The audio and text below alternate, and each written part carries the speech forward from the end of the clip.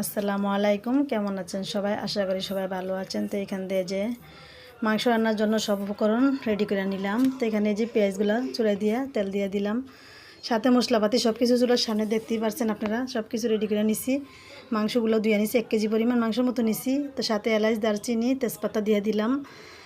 তারপরে আবার পরপর আদা রসুন দিয়ে দিলাম। এই যে এখান দিয়া বেশি পরিমাণ আদা রসুন দিছি। ফ্রিজের আদা রসুনটা একটু বেশি দিতে হয়, নাহলে গ্রান হয় না, অনেক দিন থাকলে গ্রানটা চলে যায়। তো এখান থেকে আদা রসুনও দিয়ে দিলাম। আদা রসুনটা কিছুটা ভাজা হয়েছে, মশলাপাতি সব দিয়ে দিলাম, হলুদ, মরিচ, লবণ, ধনিয়ার গুঁড়া, জিরার গুঁড়া, তেজপাতা আগে তো দিয়ে দিছি। সব কিছু দিয়ে পরিমাণ মতো পানি দিয়ে দিলাম। আলুর সাথে পানি ছিল, পানিটাই দিয়ে দিছি। আবার মনে করেন না যে ময়লা পানি এগুলো ধুয়ে রাখছি, ওই ভালো পানি দিছি। তো কিছু পানি দিয়ে কষাই নেই। এখান থেকে গ্যাসও কম, মনে করেন গ্যাস একদমই কম, যতক্ষণে হয় কষানি।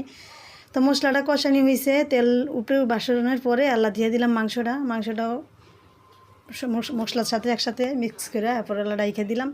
কিছুক্ষণ সিদ্ধ করে নিয়ে তারপরে আবার আলুটা দিয়ে দিলাম। এই যে আলু দেওয়ার পরে লাইরা চেড়ে আবারও ডাইকা দিব। ডাইকা দিয়ে অনেকক্ষণ কষাইয়া ভালোভাবে যখন তেলটা উপরে বাসবো, তার এই যে উপরে তেল উঠে গেছে তারপরে কিছুক্ষণ পরে জলের পানি দিয়ে দিব। তো এখান থেকে সাথে করে কাঁচামরিচও দিয়ে দিব। কাঁচামরিচ ছিল না নর্মালে, তো ডিপে করে কাঁচামরিচ আসছিল ফ্রিজে।